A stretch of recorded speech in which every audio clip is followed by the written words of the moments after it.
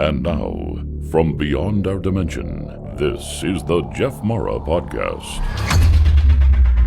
Here's Jeff. My guest is Amirah Hall, international spirit medium, world-class psychic mentor, intuitive life coach, author, and quantum healing pioneer who had a near-death experience while traveling in Egypt. And today we're going to learn about it.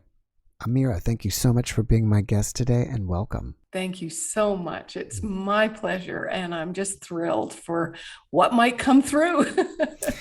Well, what were you doing in Egypt, and how did you have that NDE? Well, that actually started probably a decade before. There was a little buildup to that, right? I think what's powerfully important right now is back in 1991, the doctors told me death or wheelchair. I think that was my first mini near-death experience because I was diagnosed with chronic fatigue, got so sick. I lost my dad. He passed away. I was so sick I couldn't work, and I was going through a divorce. And I feel like that triggered me into seeking, well, being in so much pain from every angle, it seems, I had to start digging and going deep within. I think my psychic abilities were really starting to resurrect at the time, but I was so full of pain and anger and grief.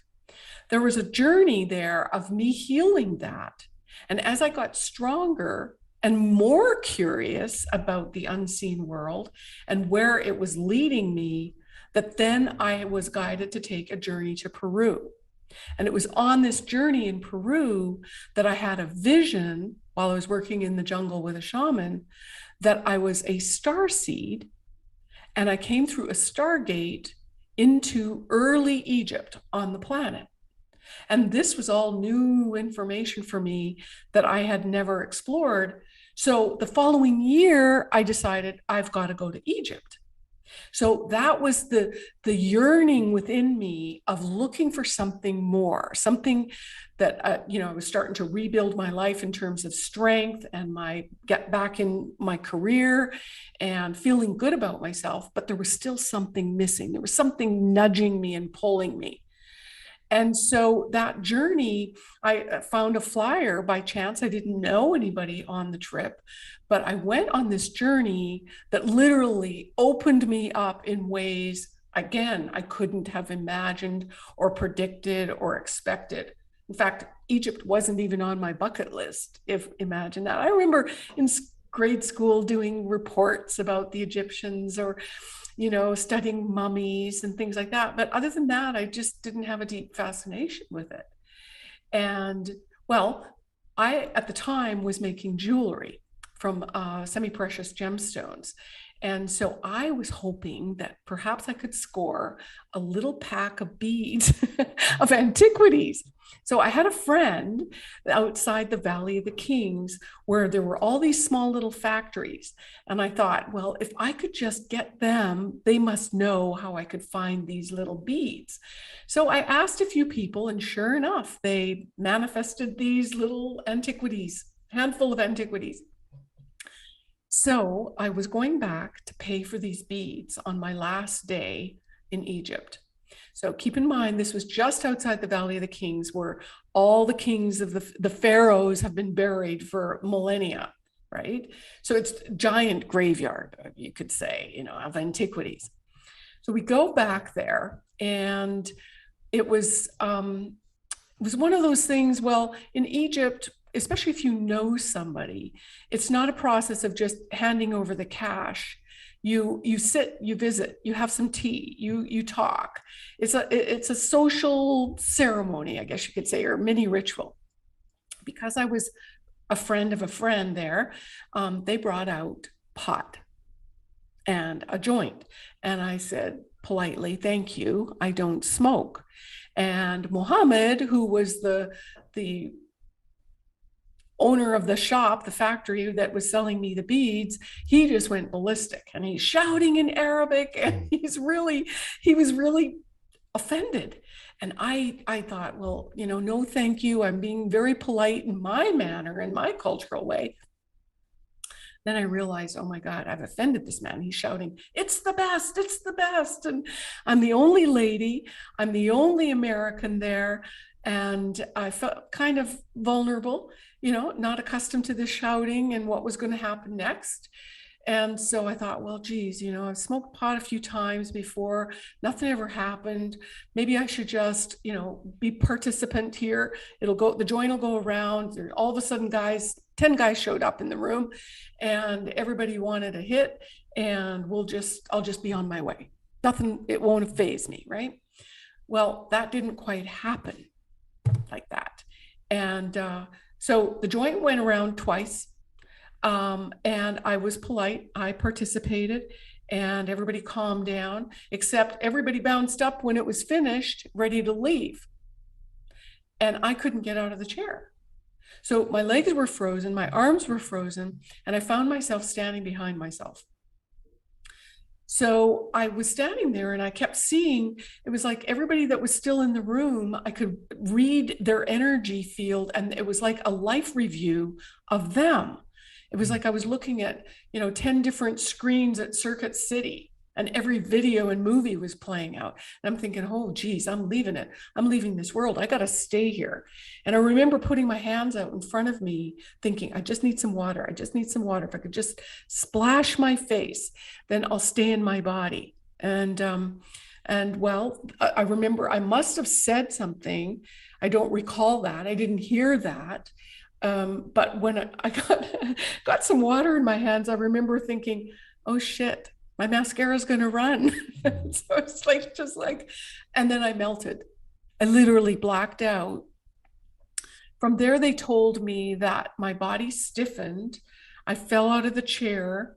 My breathing stopped and my heart stopped. Now, I don't have any medical documentation saying so, but they pounded my chest with all their might to get my heart going. And they dragged me out from under the arms, out through the sand to the street to get a taxi, which is a pickup truck in the village of the Valley of the Kings. They propped me up into the passenger seat of the pickup truck with my head out the window, barreling down the road, trying to give me some oxygen. So it's very rudimentary. I'm talking primitive, okay? And this was back in 1998, so 24 years ago. And so what happened was, for me, I had no awareness of any of this, that I started, where I had a next body awareness was I started shooting through the sky like your background. And that's what I could see, only the earth was a small little dot way off in the distance. And I was hurling through the night sky. It was like a cosmos of flashing lights and a stream of light. I felt like a stream of light. And I kept getting closer and closer to the earth, and I'm as big as it was behind you. And I'm like, oh my God, that's a big place. How am I going to find myself?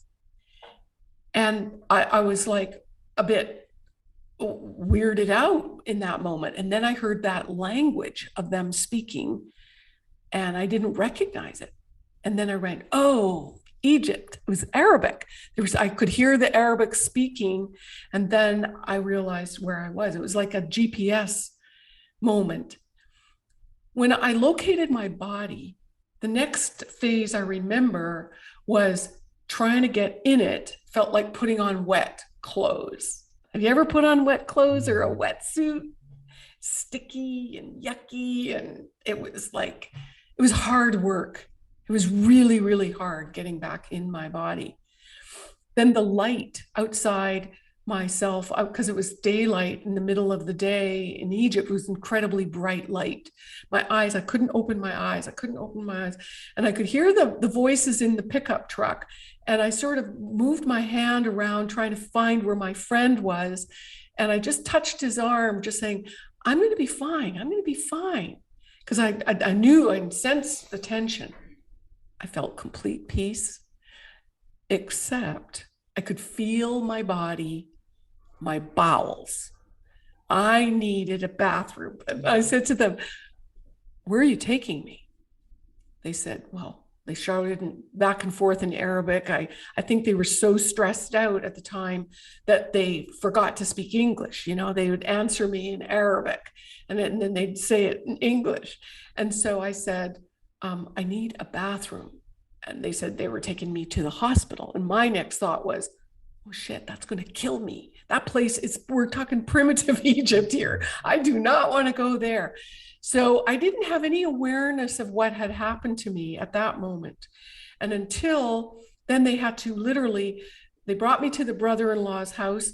They carried me up 3 flights of stairs. I couldn't walk, had no strength, and brought me into the toilet. And this is a big deal because they only had these primitive forms of bathrooms there where you stood up. You had 2 spots for your feet. So being a lady with a long skirt and all, they wanted me to have a place where it was more suitable. And knowing I couldn't even walk, how was I going to stand up? Right? So that was a big deal. And then my friend was sitting on the tub edge, which was raised, and he just had tears streaming down his face. He goes, you don't understand. He goes, you died. He goes, your breathing stopped, your heart stopped. He goes, doesn't your chest hurt? I go, not at all. He goes, I was pounding it with both fists to bring you back. And so now my recovery took some time. I was in the bed for about 3 hours, and I had to travel that day from Luxor, where I was, to Cairo, Cairo to New York, New York, Atlanta, Atlanta, San Diego. It's a long ass trip. When I got to, laying there in the bed, what I was starting to see is this entity called Sekhmet. I didn't know her name. I couldn't remember her name. And honestly, after being there for 3 weeks and seeing learning about the history and the deities and the entities and the Egyptology, didn't really resonate with me yet. It was magical in so many ways, but just didn't, what can I say, strike a deep nerve of like, wow, I'm really into this stuff. I was raised Catholic. It was like, okay, these are nice stories. Yeah, I can get it. I can buy into it, but it was still in my head. But Sekhmet started appearing to me. And so there was a window to my right where the breeze was coming in from the Nile Valley, the beautiful lush green Nile Valley. And then there was these little curtains that were fluttering from the wind. And I'm going to look out there. That's real. What I'm seeing in front of me, that's not real. I'm going to keep looking outside because I'm losing my mind here. And so I kept doing that and kept thinking, I don't know what this is. From that moment on, I continued to see things that everybody else didn't see. When I got to the airport, my guides from the previous tour were there. And I said, who is this lion goddess face with a female body? And they said, oh, that's Sekhmet. She is the patron saint for all the healers. She's the healer of healers. And she's coming to you. This is a very powerful omen. And you don't want to piss her off. You really don't want to piss this one off. She is really a powerful deity. And I'm like, yeah, okay, that's all nice. Nice story again. Well, I got on the plane, slept all the way through. It's almost, I think, a 12-hour flight. Got to JFK, getting off the airplane, and all the people in the airport looked to me like black and white paper dolls. And that totally, totally freaked me out. So they were white, black and white, more or less flat, 2-dimensional. And I felt the energy of grief and anger and fear and depression. And all I could think was, I don't want to be here. If this is America, this is horrible. Of course, in my mind, I thought it was the country. I continued to read my book upside down. I was just a point of staring at something that I knew was real. And when I got to San Diego, that stopped. I guess maybe the moist, fresh air coming off the plane or something just snapped me out. But I struggled with depression for about 9 months, trying to figure out what happened to me. And it wasn't until I met a healer, and it was over the phone, that told me, oh, it's easy. You got stuck energy. And over the years, now it took some time before I started receiving downloads. I had such energetic blocks of either leaving Egypt or having the experience of leaving my body, perhaps even bringing on some entities from that place at the Valley of the Kings. There's a lot of what ifs and possibilities here. But it wasn't until I started doing my own personal work that all my downloads and all my spiritual information and my psychic abilities were turned full blast. Oh, and I want to add, I do believe what that experience did was it cranked open my sixth chakra, the pineal gland, the inner vision, so wide and so extreme that it was just too much. It's like trying to drink from a fire hose, right? So, and that's always the caution. And what I really help people to understand is you can want to have your psychic abilities open, but if you open it too far or everything's not aligned correctly, God only knows what you open up to. So that's when everything began to change, because I started to get the information of where I went, what I understood. So with the experience, when I started to see where I was in that gap, I didn't have the light, the tunnel of light. I had a staircase of darkness. But as I rose the staircase, it got lighter and lighter. When I got to the top of the staircase, it was like an enlightening mist. As I stepped into that, it was like I melted. And there was a brighter light around me that I started to vibrate into. So it was like I grew into that. And there was a telepathic communication that I received was, this is who you are. You are light. And it was like stepping into well, I call it the matrix. I didn't know what other word to set into. They told me I was going to have a tour of the all, but I couldn't stay. And that it was beyond my ability to comprehend it all, but that is why it's the great mystery. I'm not supposed to understand it all. Then it was like my form changed into like this electrical pulsing vibration. It was sort of electrifying energy, kind of a metallic energy. And it was almost like I zoomed into this complex that was intentionally perfection. And it was an architectural structure. It felt the most magnificent of perfection that could ever exist. And it was like being immersed into a boardroom. And there was maybe, I don't know for sure, 10, maybe 12 beings. They were androgynous beings. They all looked identical. And they had these illuminating heads. There was like a lid opened from the top of their head, and these beams of light shined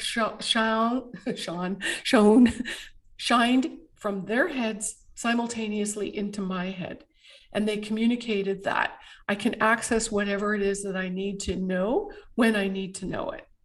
It was an access point into the all and all information.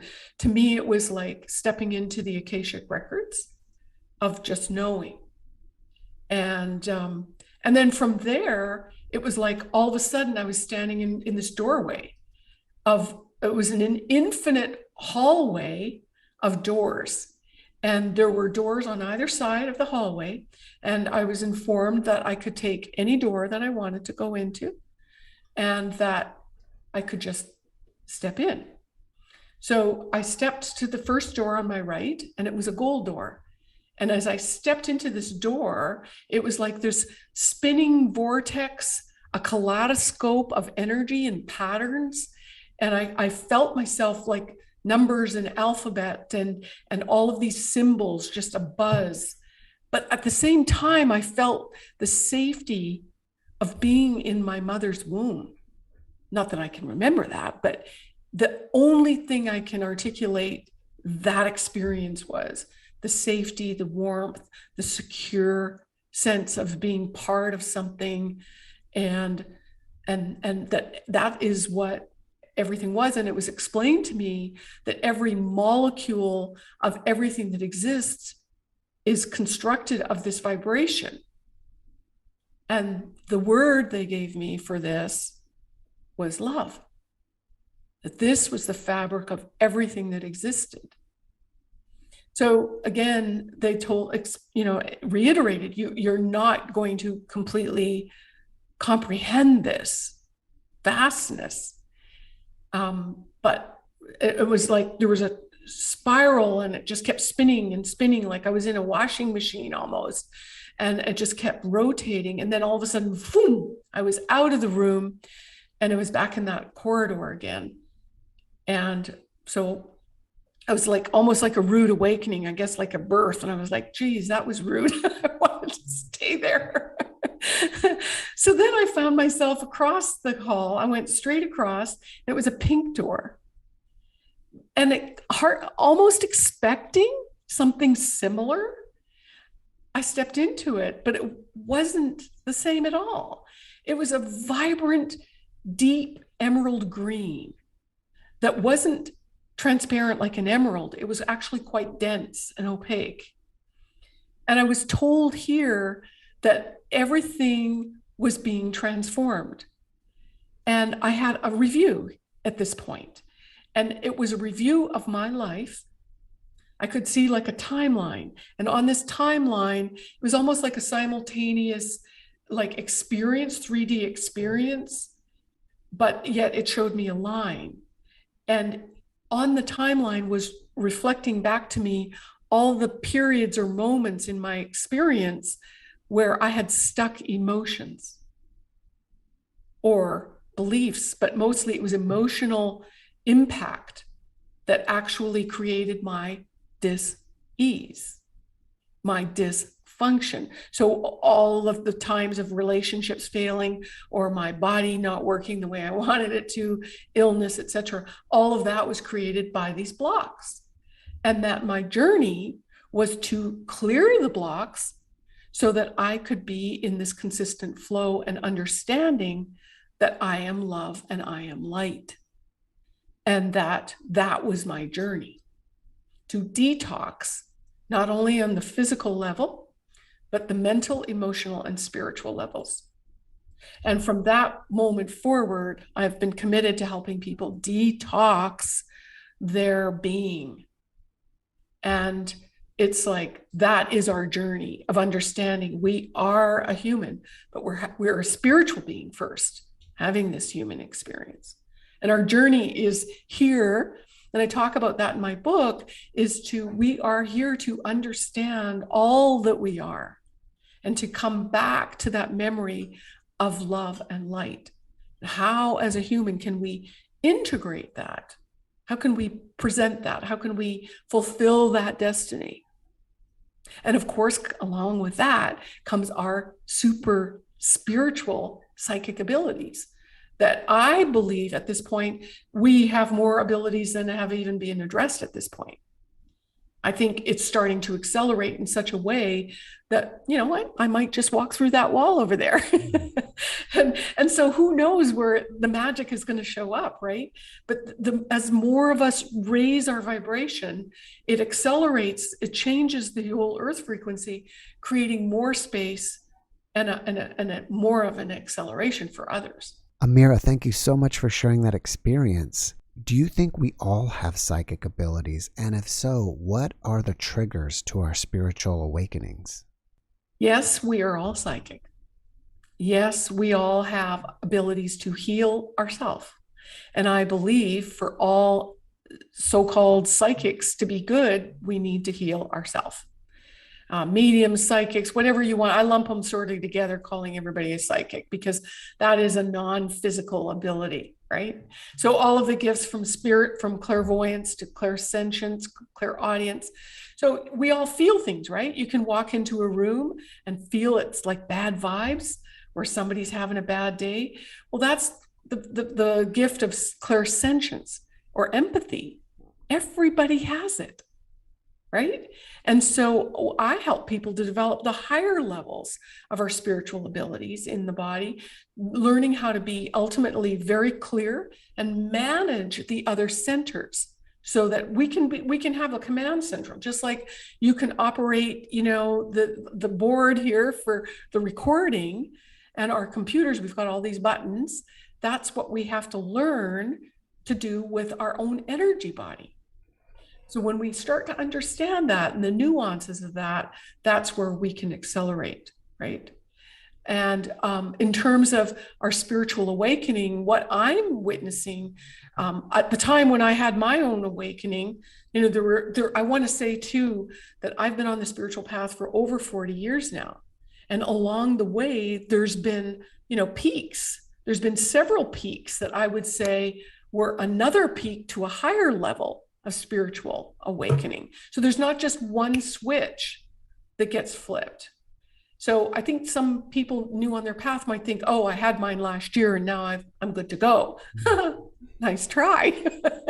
It's not all that easy, or not that quick. Pardon me. Something wants to come through, and it's let's see what comes through. So usually it's a severe loss that triggers illness, death, as in a near-death experience, or the death of a loved one. It can often be so incredibly traumatic that it just shifts our perspective, and we start asking the questions. What am I here for? What is all this about? I think with the experience we've all been through over the last 2 years, that's been traumatic. Even if you didn't have a near-death experience, for us, losing our livelihoods or being locked in or having no social connection, those are traumatic experiences that could cause a shift. Loss of a job or career or anything that you've had your identity attached to. So it's not what's extreme to me might not be extreme to you, right? And so for everybody, it's a little bit different. Sometimes it's several of them together. Like me, I need a cosmic 2x4 to get my attention, And for some of us, that's what it takes. Other people are just happy to, start feeling this welling up of, I want something else, or I want something more meaningful in my life. I've reached a level of success in my career or in my life, and now I'm looking to do something that's service to humanity in some way. So I experience clients of all of that. And so I have to say that it's highly unique to everybody. All the examples you pointed out were something negative happening to the person. And it kind of makes me feel like incarnating in the earth, that's where you're going to have negative things happen, because on the other side, it's blissful. So that's one of the reasons this is a great place for spiritual growth. I find your choice of words curious, and the average person thinks like that. We here on Earth are living in a world of duality. See, 20,000 years ago, we fell from this golden age, and our souls have been dumped into this state of amnesia. We're coming into a phase of remembering who we are. And we're stepping out of that third dimensional reality, which is duality and polarity. Right, wrong, good, bad, positive, negative. So what if my near-death experience was the most incredible positive thing that ever happened to me? Okay. What if losing that job at the time and losing my marriage was the absolute best thing that could have ever happened to me in my soul's journey? So if we're fearful of losing anything, ooh, yeah, we're all afraid of losing or of change itself, right? And that's the very notion. Like one time in Egypt, and I've been back many, many times, I was meditating and I asked, what's this great awakening? What is this spiritual awakening all about? And my guide said to me, imagine today you're a caterpillar. Tomorrow you're a butterfly. Where I keep reflecting is that chrysalis moment. What is that like? Is it painful? What exactly does it go through? And if you try to open a butterfly before it's time, it's going to be deformed and not survive. So we're in this chrysalis that's not necessarily negative or positive, but we are leaving behind an old version of ourselves that can feel negative. But again, it's our perspective. How do we see that? Does that make sense? Yes. You mentioned It's about just a challenge to like, okay, well, what if it was different than the way I think? So yeah, our belief systems are being challenged. I mean, what if you could be number one on YouTube? I don't know if that was your goal, but hey, I'm just going to drop that quantum bomb in your lap and let you deal with a success. Well, I'd like the challenge of having to deal with that type of success. Yeah. So, I mean, I think that's where, when we talk about positivity and affirmations, I'm not a big affirmations person, but it's having that thought, but aligning with the emotions behind it. And also the other trick is being able to release any of those hidden blocks or the unconscious beliefs that you have, like a negative experience, right? Well, that was in the past, you might say. Well, it's not. It's still part of your archive of information, like what I saw in my near-death experience. That really was a poignant moment for me and pivotal point to see everything very different and to realize, oh, great, I can do something about it. If I've got the right tools, the right swipe tools, and that's where I started working and practicing with quantum energy. That was back in 1998. So we had very limited internet at the time.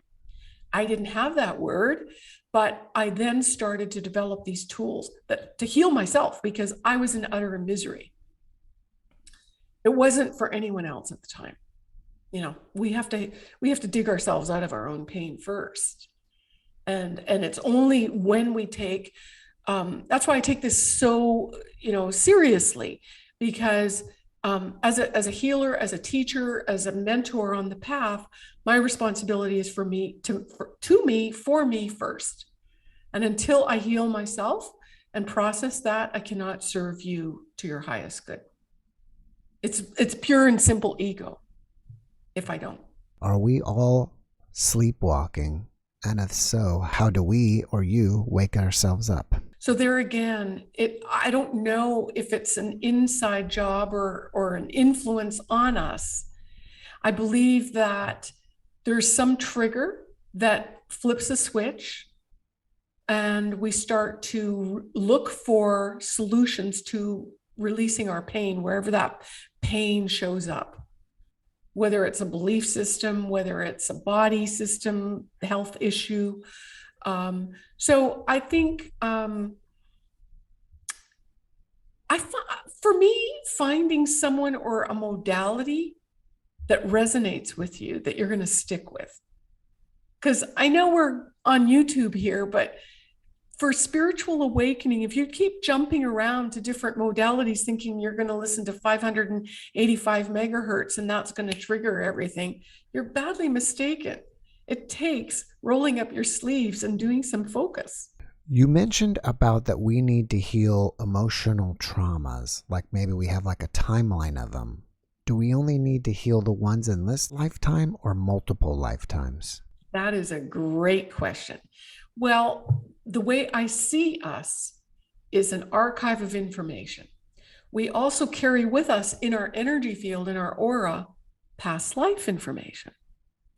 Most of the time, we carry 2 to 3 past life information, like lessons we don't want to repeat. Sometimes a past life energy field can influence and impress this lifetime. So oftentimes if people are stuck with like recurring themes or usually it's a recurring pattern, what I often see and is that influence of that lifetime, and I can actually upload it and release it into the Akashic records so that you're no longer, it's almost like a filter or a bleed from that lifetime into this lifetime. So yeah, we want to release those past lives that are impressing upon us, but again, we're a combination.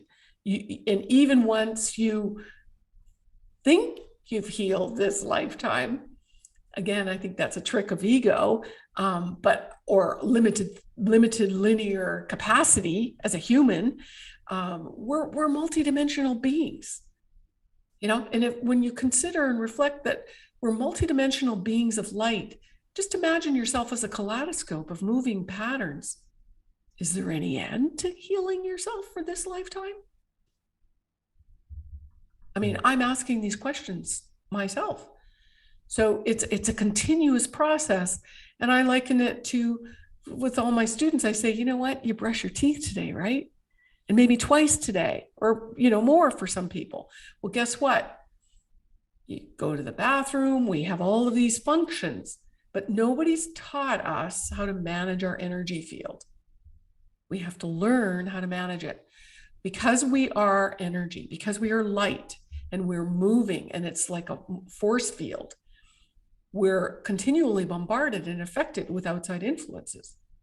Therefore, we have to have a continual process of clearing and cleansing and releasing.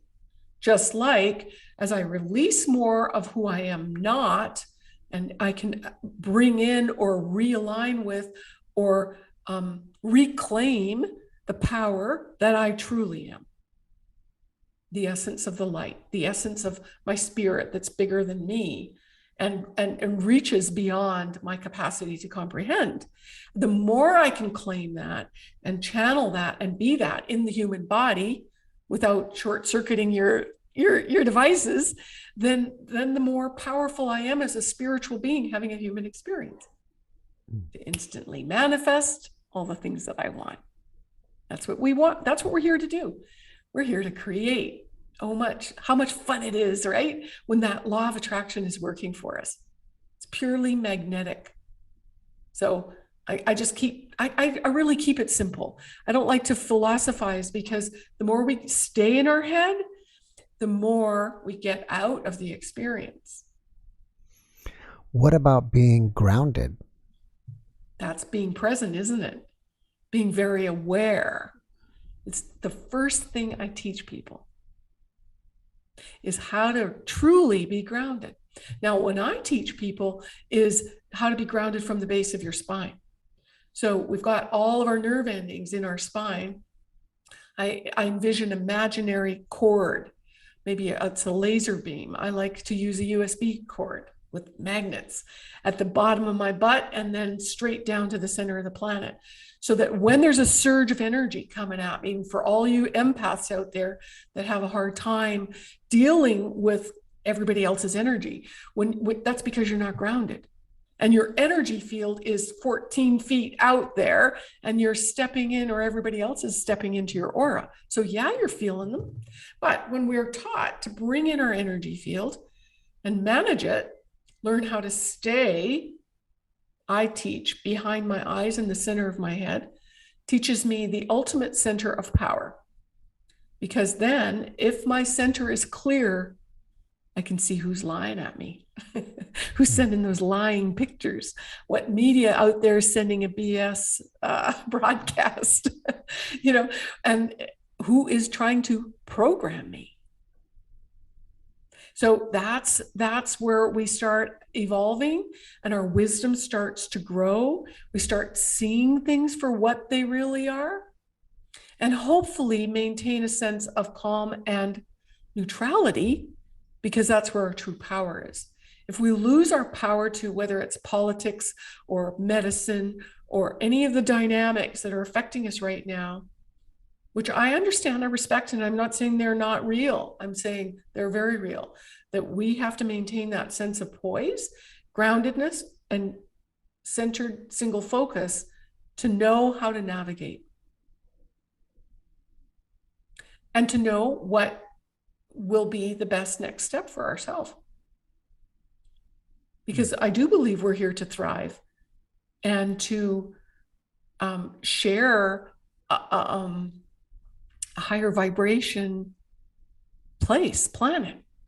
And I do believe and communicate with ETs that are here to assist us, but they are not interfering. This is, again, we are spiritual beings. I know I came from a place called Sirius, seriously. So I know that we have that purpose here. We are that ET having a human experience. We don't have to look outside ourselves. Have you had any contact with Syrians? Many. Pleiadians, Arcturians, and other light beings that some of them, often describe themselves as beyond your star. They call it the sun star. So from what my interpretation was in the moment, and I don't remember my channelings. I have them written down.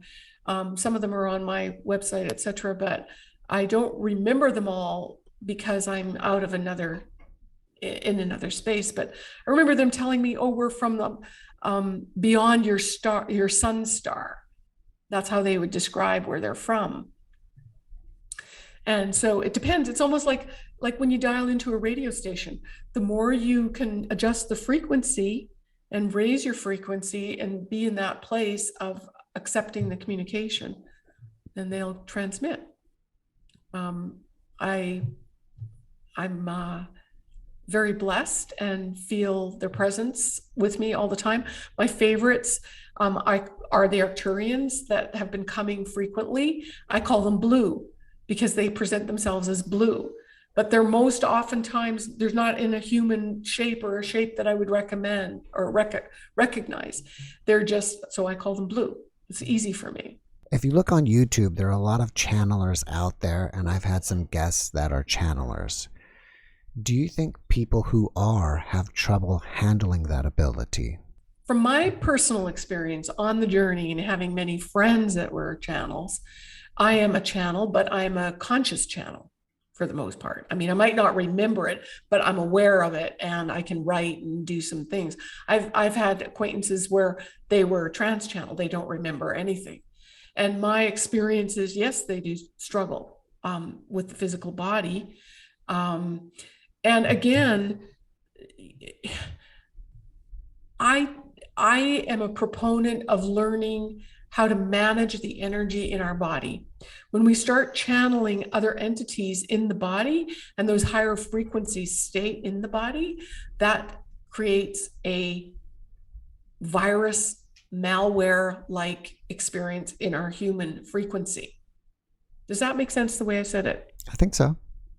So the idea here, again, is that based on my awareness in my near-death experience, my job here is to have a clear vehicle. My physical body needs to be as clear of foreign energies as possible to have my own unique blueprint frequency in my human body, because I contracted for this body.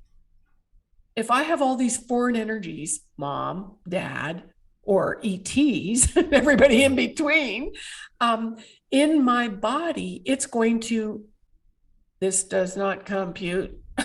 There are going to be breakdowns. There are going to be snaps. There's going to be dis-ease. So you can formulate your own thought from that point. Mm-hmm. So channelers struggle with lots of times eating disorders because they're trying to get grounded, right? So they grab something sweet or a carb to just get back in their body. And I can't speak for all of them, but that's been my observation. Or they get sick very early in their life because the high frequency for an extended amount of time, again, short circuits. Do you think they have trouble setting boundaries with the energies? Yes. And I experience it myself. I mean, I could sit down next to somebody in a restaurant and all of a sudden I don't even know.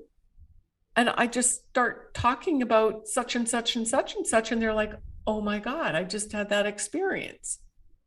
So it's not like I'm just having a conversation. I'm not reading their minds. I'm not trying to invade their space. I'm just chatting like you and me. You know, as a Canadian, we talk to everybody. For all I know, I've been doing it my whole life and didn't know, which I think is possible. I think we're all picking up vibes of everybody because we're these amazing sentient beings. We're just getting the clue now. We're just starting to open an eyelid and realize, wow, how incredible are we? It's so interesting that you said open an eye, because I wanted to go to, what do you think about opening your third eye? Funny I said that, huh? Ha ha. Well, there again, it's one of those things I noticed a lot of people knew on their path. They're like, yeah, I want to open my third eye. Yeah, that's really cool. And I remember years ago, I used to be fascinated with tea leaf reading. And I would go with my friends in high school. And I remember telling the psychic, she told me, you know, you're very psychic. And I'm like, yeah, well, whatever. But yeah, how do I become more psychic? And she says, do you really want to be psychic? And I go, yeah. She goes, what are you going to do with it? Do you realize there's a responsibility with being psychic? And, you know, that's stuck with me for all these years. And I think that's one thing, that message that's not coming through. It's all real sexy and fun and exciting, you know, to explore this. But, you know, we do have a responsibility, because it can be damaging to yourself, and it can be damaging to others. So there's safe ways to open that third eye. But I have to say that it's like our chakra system are like refining a tuning fork. You know, they all work together. So if you've got a lot of blocks in your first, second, and third chakras in the lower part of your spine, then you're probably going to have a hard time opening up your third eye, your sixth chakra, up in the center of the forehead. So they work in harmony with each other. And the more clear, the more healed, or some people refer to it as the shadow. I call it the blocks, our family trauma. The more we purge and release and dissolve that, the more our natural abilities just open, shine. So yes, in the beginning, we're all excited and surprised with the phenomena of seeing Aunt Bessie that died 20 years ago in the corner of the living room, or you know, talking to your grandfather, or knowing that you should just go out today and buy that lottery ticket and boom, you win. So it's just having this information, tapping in, but it's normal. It's normal. It's not exceptional. What advice would you give to near-death experiencers who have trouble processing their NDE into their lives? Well, first of all, I understand. Been there, done that. Back in 1998, there wasn't anybody I could talk to about it. And anybody I did talk about it, my own family kind of ostracized me. And so, yeah, it's very common for near-death experiences to start developing psychic abilities and exceptional healing abilities, and to also divorce. It's also common because they're so different that their partner no longer recognizes them. It's also common for near-death experiences to have no account about money, or to just disregard money. So I find that fascinating. But the psychic abilities and the healing abilities, again, first, we have to heal ourselves. So whatever trauma or shock or new ideas that you're challenged with, I think the first step is to start clearing what is not you, so the real you can shine. And like I said, I was stuck in that depression state for a good 9 months. And I went to about 12 different psychics, asking them to tell me what happened, because the conversation around near-death experiences wasn't happening then. I didn't dare go see a psychologist. I figured at that time they would lock me up and throw away the key. So I stayed away from that route, but every psychic told me something different. And I was mad as heck. And I just thought, well, this is for the birds. And I said, after being mad at God and having a temper tantrum and being even more angry and angry and angry, I finally got the message, you know, it's an inside job. And I've got to get the answer of what happened to me. When you say inside job, I don't know if that means internally or something conspiratorial. It could be both. We start seeing into conspiracies that aren't. That's reality, right?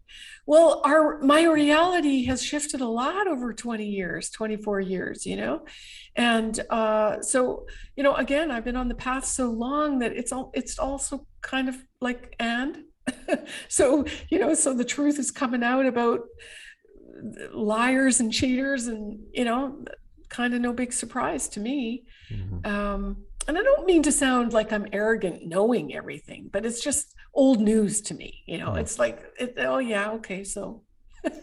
It's interesting that you mentioned that a lot of near-death experiences have money troubles. Do you see that a lot of them go broke or something? I see it a little different than the way you worded it. It's not that they have money problems, although that may get to that, but they have a disregard for money. Like, money doesn't become their ultimate motive.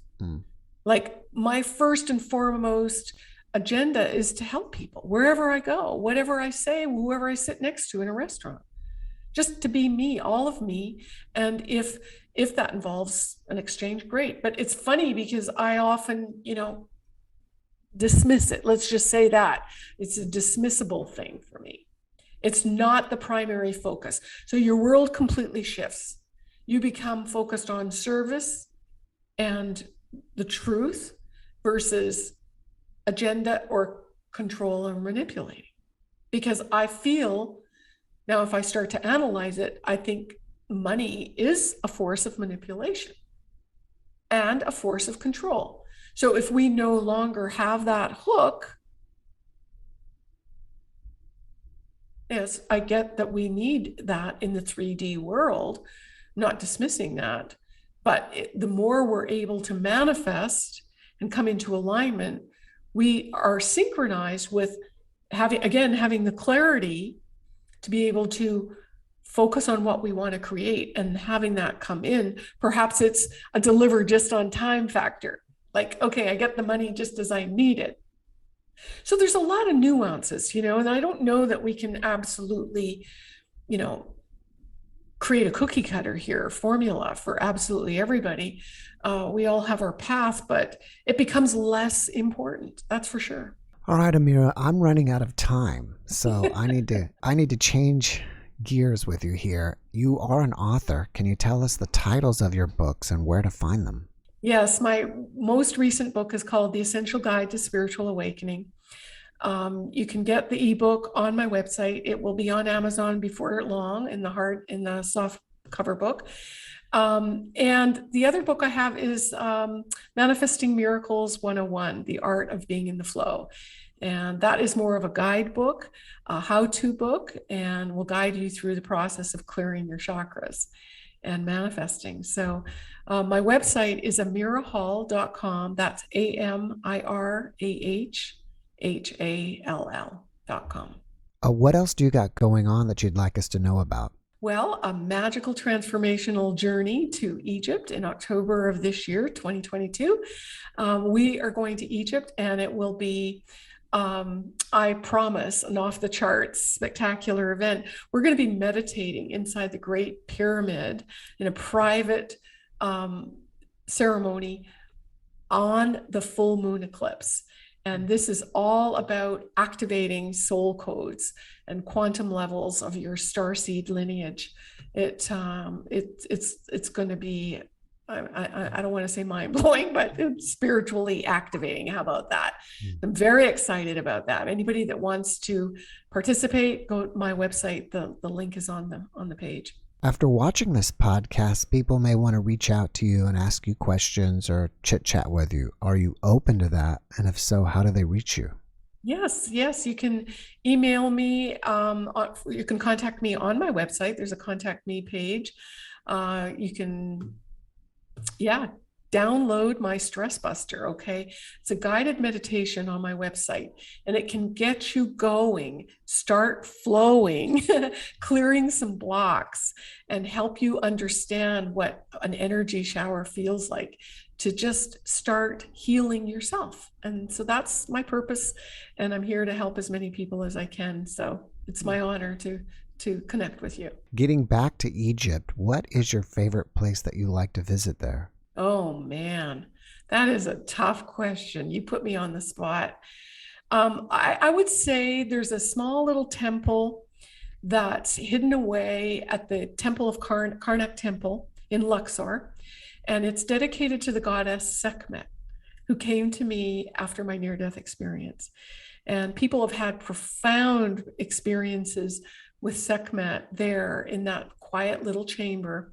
It's a very small little room that's sort of half under the sand, that's off the beaten path, and it's private. We arrange for special access, and it's truly magical. I've seen her wink at me, and her little whiskers on her granite statue. Okay, this is a 10-foot tall granite statue. Little whiskers smile, and I've seen her hand lift off her scepter and just wave at me like this, so gentle. And other people standing in the room have witnessed the very same thing. All of us were completely silent while we were in there. So it's truly, it's just truly magical. All right, Amirah. Well, before we finish up, can you leave us with one last positive message? Yes, you're here to be all that you can be. So step into your divine flow and purpose. I'm here to help you with that. Amirah, thank you for that message, and thank you so much for being my guest today. I really appreciate you, and I wish you the best. Thank you. Many blessings to you also, Jeffrey. Thanks for watching the JeffMara podcast. I really appreciate you. Another way to show support is through YouTube memberships. And if you do, there are loyalty badges and other perks depending on your level of membership. All you need to do is click the join button underneath the video to find out more. Thank you for your support.